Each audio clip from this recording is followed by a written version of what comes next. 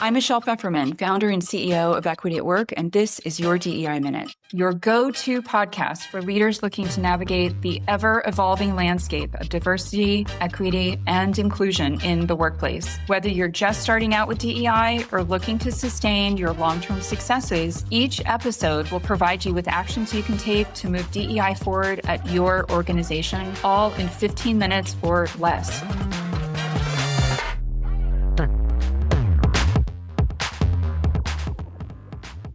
Before we get started, this is Michelle Pfefferman, and I'm really excited to let you know that my new book, Do DEI Right, is now available. This is your guide to the Equity at Work maturity model, which shows leaders how to make DEI part of every day and drive great results. You can get your copy through the link in the show notes or wherever books are sold. Welcome, everybody. I am so excited today to have as a guest Shubhi Rao, and I'm really proud to call Shubhi a colleague and a friend. She is an amazingly accomplished woman, executive board member and founder. And I'm going to, in a second, have her talk a little bit about some really new, exciting things she's doing in the space of AI. But before we start, I want to make sure and read her bio, which is just so incredible. So Shubhi is the founder and CEO of Uplevyl, which she's going to talk about in a minute. She's a global executive, AI practitioner, and board leader with over 30 years of experience across tech, finance, and strategy. Her career includes senior leadership roles at Alphabet and Google, Tesco, PwC, Tyco, and Ford. And she made history as the first woman and first person of color to serve as treasurer at both Alphabet, Google, and Tesco, which is just amazing. And as soon as you hear her talk, you're going to know why. She's just brilliant. She's currently on the board and the audit committee of Open Lending Corp and on the boards of the Center for Global Development and the International Center for Research on Women. And I'm just thrilled to have her here with us today. So Shubhi, welcome to your DI Minute. We're really excited to have you talk about Uplevyl and share some of your insight on AI. And I think what I'd like to start with is just, can you explain for our audience what Uplevyl is and what drove you to found that? Well, thank you. A pleasure to be here, Michelle. Wow. So just to answer that very specific question around what started Uplevyl, I would say is not one event, but it clearly is a reflection of my own career. And I actually found myself at at Google a few years ago. I had a front row seat to seeing where investments around AI were happening. It was both internally as well as externally. And at the same time, I was working on a whole bunch of different fintech projects that were very AI-led and focused. And I think it was there where I really had this realization that AI was going to be big, so it just happened to be the right place at the right time. And what prompted Uplevyl was, if AI was going to be so big, where was the gender data? The realization that gender data did not exist. But without the data, how do you service 4.5 billion women around the globe? And that's really how Uplevyl was born, was from that place of wanting to go away and build gender data sets. And so most people ask me, well, what does that even really mean? And what that really means is that how do data sets actually reflect the lived experiences of women? And by that, what I really mean is that when you think about women and health, women and career, and you know this better than anybody else because you're a leading expert in this, which means how do our experiences in the workplace show up differently? Women and money, we live longer, we make less, we have far more health issues towards the back end of our lives, right? That is the women's realities. Even in sectors, women in sports, right? We have very different experiences. So those are all the various things aspects that I wanted to bring together, and that's what we're working on. Women in safety, for example. So how do we bring all those lived experiences to build the world's largest gender data set? And so Uplevyl is a large language model, correct? So Uplevyl has 3 elements to it. One is building the vertical LLM, similar to Harvey AI. Harvey AI is a vertical LLM around highly curated data sets around legal. That's exactly what Uplevyl is. Highly curated, authoritative, not let's go scrape the internet and pull Reddit threads and blogs, but really authoritative data sets around gender. Then the second, of course, is, well, you need an application layer. And in my case, what I wanted to do was really build this ecosystem where organizations, because that's what we do. We are not a B2C business, or B2B. So we want to partner with organizations where women come together, and they may come together because organizations are bringing women employees together, or women suppliers, or women clients, or, there are nonprofit organizations trying to service and help women caregivers or survivors, right? So it's really bringing wherever women convene and organizations are trying to break down barriers for women or advance women, we want to partner with those organizations, right? So that's what we call the hubs. So our hubs is the layer between that organization and Uplevyl. And then thirdly, of course, is, we say from all, which is the gender, LLM. For many or groups is the hubs, and then for the individuals. So we also have the learning engine that is also powered by Genie, whereby we give you that pedagogy and the learning engine that is highly adaptive learning, whereby you can drop any of your content. The content can be around DEI, it could be around digital and AI acumen, it could be around climate, but this is us taking something that's one size fits all to a highly personalized learning engine for women. Okay. And so what has been the reaction when you go pitch to different organizations and say that this is women-led, or it's, women voice-led? Do you get any pushback on that ever? Do you think they understand it? Like what, in our current environment, there's been such a challenge for anything that's differentiated by gender, by race, et cetera, since the executive orders came out. Have you had any, headwinds because of that? Or do you find that people are hungry for this? So yeah, you're right. In this present environment, we make it super clear that we are a technology that is very female forward. And how does that show up? So a great example is around safety. When you look at a lot of technology that's being built, so safety and compliance is something that gets slapped on towards the back end, as opposed to it being the very core, right? So with Uplevyl, that is non-negotiable. Everything that we build is really built around making sure that there's that psychological safety in using technology, and there's the data privacy and so all of those. Whether that's, even thinking through from a compliance standard, a GDPR, SOC 2, we make sure that that is not something that's an afterthought, but it is really a design principle for us, right? So that's how our female forward may show up. The second might be integration. We do not want organizations to have lots and lots of different point solutions. We want it to be fully integrated, because we realize that majority of the users of this platform are going to be women, and time is not something that they have luxury. So I don't want to give them point solutions. I want to build it as integrated as possible with very rich data analytics. So when we think about technology built by women for women, this is what we say. That doesn't mean that if you're an organization and that has a hub, that you don't allow men. There's nothing in that hub that's going to prevent, the development or the advancement of men. But really, it is designed through the female forward lens to reflect the lived experiences of women. Mm-hmm. Okay, that's great.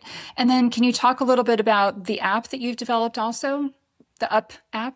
Yeah, so Up Social is again, another feature that we built, to create this, it's an example of a safe space where women can come in and be able to share their thoughts, their reflections, their findings.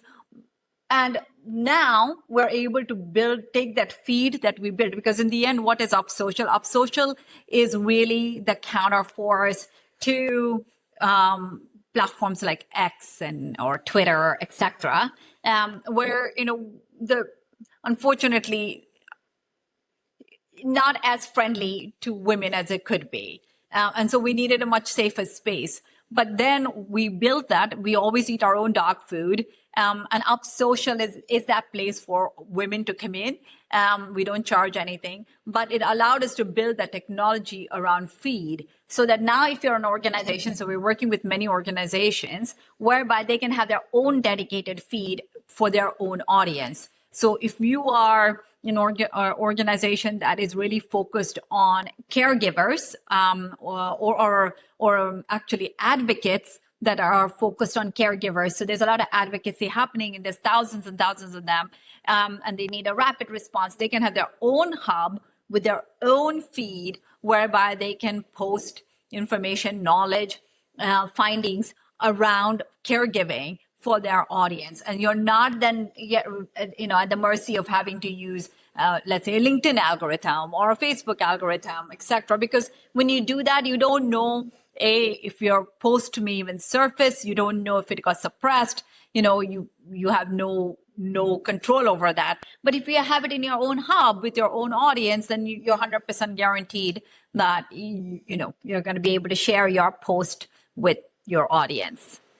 Yeah, that's terrific. So AI, of course, is in the news every day, all day nowadays. And I have to imagine there are a lot of misconceptions about where AI is heading. There's a lot of fear that, everyone's job will be replaced. And then other people come back and say, no, it's going to work alongside everybody. And I mean, there's sort of all kinds of projections. Nobody really knows.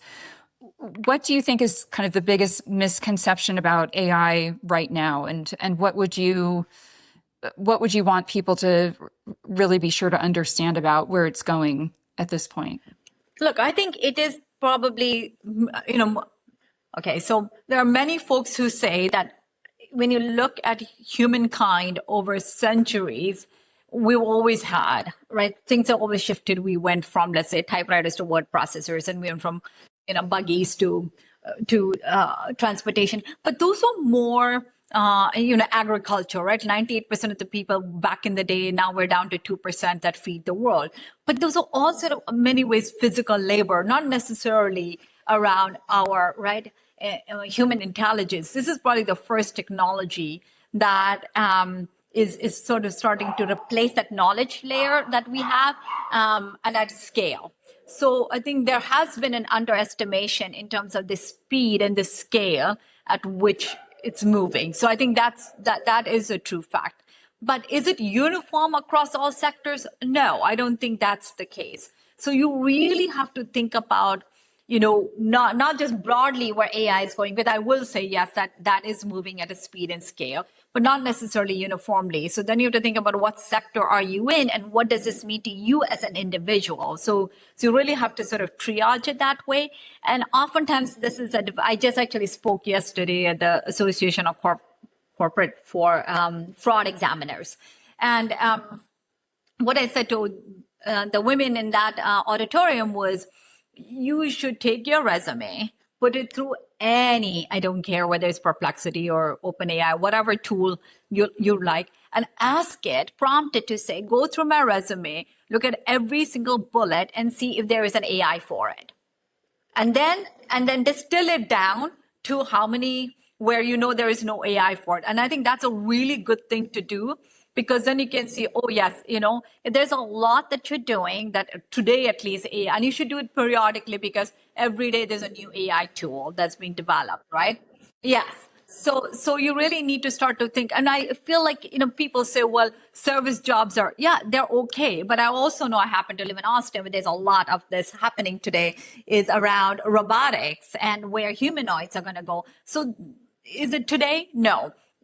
But is there billions of dollars going into investment? The answer is yes. It's a matter of time that we will start to see that change as well. But this is why I think now more than ever, I think we need to really stay on top of our game and see where the world is going. Those days when my father, taught at Michigan Tech, he started that job in 1962 or something like that. 45 years later, retired from that job. I mean, that's probably not what's going to happen. You're going to have to continually upskill and reskill yourself, because I think AI was going to continue to, we're at the beginning of this, we have so many innings to go through. Yeah, for sure. It'd be really interesting to see like what sort of rationalizes down and what emerges over time as Yes, and new jobs will come along. For sure, new jobs will. There will be lots of AI adjacent jobs. So I'm not in the camp of either doom or gloom. I think each one is going to take its own path. And I read you've done some really interesting research on currently how women are using AI compared to men. And I wanted to see if you could share a little bit about that and what your advice is there. I thought that was really fascinating to read that. Yeah, and in fact, I actually happened to test it out also with, we were in San Francisco for a very large gathering of 90 plus CEOs in the nonprofit world, right? And I think this aligned exactly with a lot of the data, which is women are tending to use it more tactically than, and men tend to be using it more strategically. And also the adoption rate of women is lower than men for many reasons that have been widely published. And that's one of the things I think we have to start to think through is how do we shift from using it tactically to strategically, take a step back and think about, okay, well, and a part of that also has to do with process reengineering that's happening. Like never in the history of humankind have we seen the level of process reengineering happening in corporate America.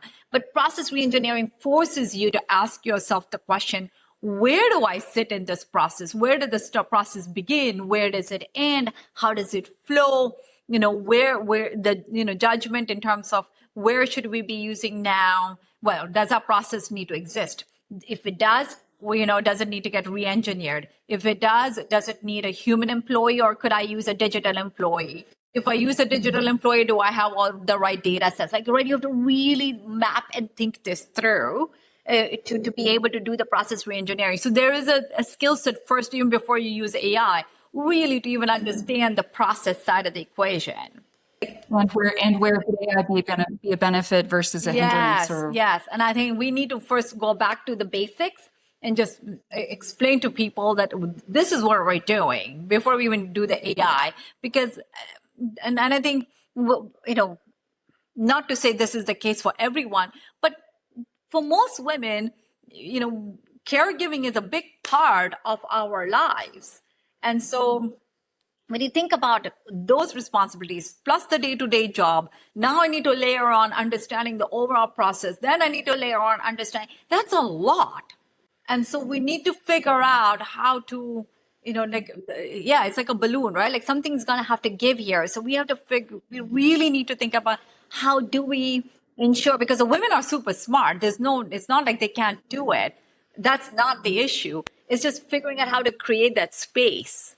Right. Yeah. I think sometimes, like when I read the research and the data on your website about, or maybe it's in the newsletter today about how women are using their time versus men, I sort of thought, well, the women sort of don't have the gift of the time to use it strategically. Yes. They barely have the time to think strategically, let alone think, how can I now use AI to help me in this way? We kind of, sort of brute force our way through that. Whereas we have all these tactical tasks that we need help. We know if we get them off our plate, we can get there. And so in a way, it makes sense that that's the initial go-to for women. But I hope that women will see it as it can be a strategic tool. It can really be a great thought partner. It can be someone to help you anticipate pushback to something or go deeper in research or, other kinds of things like that. That can be a great, almost like a counterpart to you to help you think through, some bigger kind of tougher questions. Have you seen, with just as so many people have been rushing into the AI space, what do you think kind of the risk is for users today? Is it that they kind of don't realize what of their, inputs become public? Is it the safety concern? Like, what are some of the things that people should be watching out for? And I always think about, because of my DI background, I immediately think of, things around bias and things like that, or you talked about psychological safety, that you can sort of inadvertently get into these spaces that, you may not realize aren't really safe for you. But are there other things that maybe women in particular should be looking for when as they're trying all these different tools and exploring more with this? Yeah, I mean, in fact, they're saying, right, one of the things, rightfully so, I think women do worry about a little bit is, can I trust this tool? Because there's nothing, frankly, when you go into any of these tools, that there is any language anywhere on the screen that gives me any comfort to know, let me know, am I in a safe space? So if there isn't anything, then I worry, right? And there is good reason to worry, because unless you go into your settings and you can find it exactly, which is always buried 3 layers deeper, where you can say, do not use my content for retraining the models. But default, which is right, like the default is that they will use that information for training the algorithms. And I don't blame them, because they're giving it to you for free. So if you're getting it for free, they need something back in return. And that is basic, question like, what are the variety of questions that people are asking, and which is really helpful for the model for sure. So I think that's one thing that people should recognize, like, an Anthropic, for example, in theory is supposed to be one that's supposed to be on the good side. But the rest, I think you need to go away and really make sure that you understand where the settings are and what is it that you're sharing with them. This is what I always say. Would you put this out in the Wall Street Journal? If the answer is no, then maybe you should be thoughtful about, do you really want to be able to put this into ChatGPT or any one of those tools? Yeah, that's great guidance. I'd love to hear a little bit more about your board journey, sort of transitioning from executive into different board roles. And if you had, over the years, there had been more of a focus on getting more diversity in boards from a gender perspective, from a race perspective, from even neurodiversity and some other aspects. And I feel like that's, more recently kind of pulled back. It seems like we're not, it may maintain, but it definitely hasn't advanced.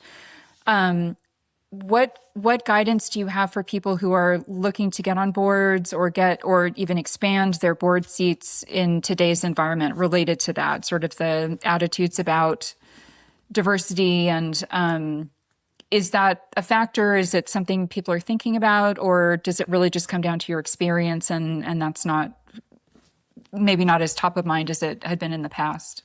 Well, one thing is,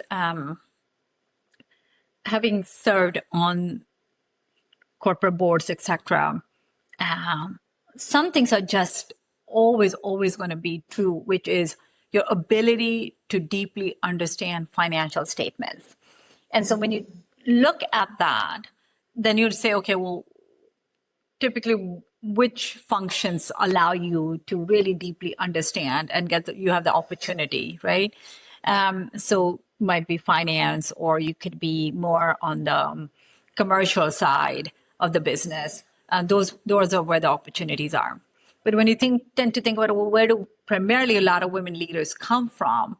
They tend to come from, let's say, HR functions or marketing functions, etc., where you don't necessarily have the same opportunity to go deep into the financials of the business, other than, so there is a bit of a mismatch. So I think, and I continue to urge women, that we need to make sure, raise your hand to get the P&L responsibilities. And I think we've said this for a long, long time.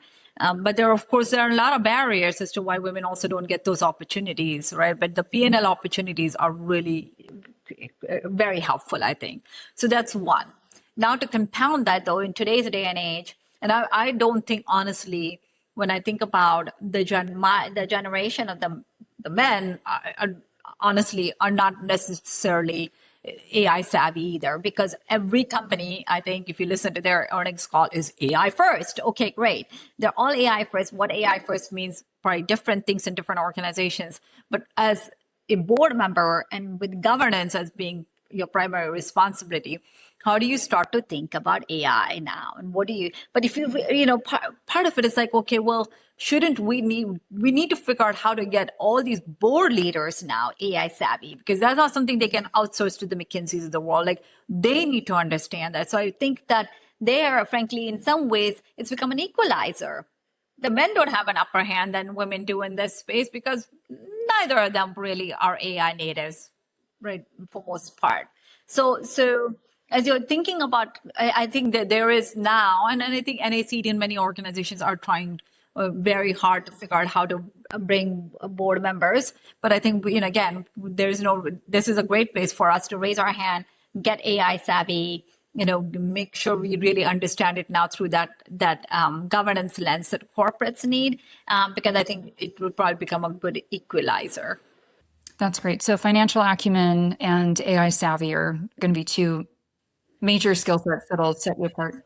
And what I'm saying is that the financial acumen is a little trickier because this is back, like, in the workplace, you needed to raise your hand and say, but AI, frankly, neither the men nor right can say that, hey, I have upper hand because it didn't have, this is a more recent phenomenon. And what are some of the best ways to get AI savvy? I mean, it can feel, I went through this process myself about a year ago, trying to make sure I wasn't losing touch with everything that's developing, and kind of dove in, but it's a lot to kind of wade through and figure out what's what, and, what really makes sense for your business or just out of interest versus not. Do you have any recommendations on how to start that? If if you're someone that's just touched it here and there, maybe played around with ChatGPT or Claude or something, but haven't gone a lot deeper? Yeah, and people all think, by the way, that ChatGPT or Claude, etc., is AI, and believe it or not, it's a small subset of AI. AI as a field is really so. If you are on a corporate board, AI may mean many different things depending on the sector you're in, right? It will be very different in manufacturing versus in automotive versus aerospace versus pharma, etc. Because AI as a technology is a much bigger field. So you really need to understand the context, right, of how AI is being used within that sector. Generative AI is just a subset of that equation. But regardless, you need to really understanding data. Like now more than ever, it used to be, data sits in IT or there's data scientists. And no, now you really, really need to understand data. You need to really understand algorithms and how algorithms are being trained and the contextual understanding, like how are they being tested, right? Like, so you need to really understand those basics for sure, more than ever. Really helps to go back, especially for a senior leader. You need to at least go back and understand how stats, like we all took a statistics class somewhere along the way. So maybe this is a really time to just go back and brush up on the basics because that is the fundamental mathematical model underpins technology, right? AI. So you really need to at least have the basic understanding because it's all predictive analytics, right? So how does that, like, just having that understanding is really helpful. Then is really understanding risk. Because one thing about actually, in some ways, having data fragmented across a company in some ways was better. But now when you bring it all together, you've also created this beautiful data set. It's all cleansed, ingested, all of that. But it also now, from a cyber risk perspective, or that data getting in the hands of the wrong hands, you've also created this huge risk. So, and cyber risk is a real thing, and, insurance, and there's so many things now that as people start to think about, and that also goes back to the board, understanding the governance. What are you doing with the data? How are you protecting it? How are you getting the insurance for it? What are you insuring for, right? There are all these questions you never needed to think about, but now you need to think about that from an AI perspective, right? And then ethics, right? Like earlier, I just had a conversation with somebody. We want to build responsible AI, and I'm like, well, what is your definition of responsible? Because we just had a whole conversation right now with the Department of War, right? So, and that is a real great question that Sam Altman saying, you're the customer, you get to decide what you do with it. Anthropic is saying, no, when you really think about humanity and the bigger thing, we need to have guardrails, right? Now, that's a real ethical, moral question, depends on everybody's perspective. So what is responsible AI? But you as a company, at least in a private setting, can figure out what you decide, right? And everybody has to agree to it. And you need to think about, well, will you take a firm line against a customer? Are you willing to take that stand? Yeah. So it's almost like you need to have company values specific to AI, or that apply over to AI, and then have the right governance around that. Yes. To make sure they're adhered to. Yeah. Yeah, and I was going to ask you about cybersecurity. That's a board topic that I feel like I hear more and more about that every day from a board perspective, and I think it just gets more and more complex. And then you get into the geopolitical issues too, and then you've got a lot of that coming in. So it's just incredibly complex now. And typically, boards didn't have to worry about like thinking about ensuring risk, etc. But I really think that one of the things that companies should do is, when you have like board learn, like you get, let's say, PwC to come in and do like, a training, like every quarter, usually typically will bring somebody in just to make sure the board knowledge is current. This is a good time to start to invite the insurers, right? Because that will give you a really good sense as to what risk are they seeing in their various portfolios? How are they thinking about it? What are they willing to underwrite? We all know cyber insurance has gone up. Why has it gone up? What are the biggest things that are worrying them? What are you doing to mitigate against it? Yeah, that's great guidance. Wonderful. Well, thank you, Shubhi. Yeah. Because in the end, they're the ones who really have to ride it out if something goes wrong. I know. Oh my God. Yeah. I mean, I'm sure that's a scary proposition for them too, because you can have all the best modeling possible, but we kind of don't know. We don't know yet what we don't know. And there's still a lot. It's such a new frontier still that I think we have a lot to learn there. Well, thank you, Shubhi. Any parting words or any other words of wisdom that you want to share with anybody? Well, one of the things I say to folks is that because AI is just changing so rapidly, right? Like whether it's the hardware side, the software side, the applications, etc. Do make sure to at least get one newsletter that really actually is a bit outside of your comfort zone, and read it, even if it is one, but read it every single day, because over time you will see that, oh, wait, that's what they said last month, and it's already like it's moved, right? Like there's just so much happening in this space. And so I think just so that you get used to the vocabulary, you get used to the concepts, you start to understand who the players are. But it's really important to at least, keep it or listen to a podcast. But it's not the same in a podcast because, there isn't that necessarily the same. Yeah, that exactly. A podcast is helpful, but I think a daily newsletter is much more valuable in my mind. Yeah, that's great advice. It's kind of like learning a new language in a way, and then more and more words start to sound familiar and you start to connect the dots and feel like you have a better understanding, how it all fits together. So that's great. Wonderful. Well, thank you so much for coming on our podcast. We really appreciate it. This is amazing advice. And we'll have in the show notes all the information on Uplevyl, how to reach you. And so I hope many people will subscribe to your newsletter, which is wonderful. It's so informational, and check out the platform for sure. So thank you so much. And that's a wrap. I'm Michelle Bogan, and that's your DEI Minute for today. Thank you so much for listening. Please be sure to follow us wherever you listen to podcasts, and don't forget to leave us a review. If you ever have questions, please visit our website or send us an email.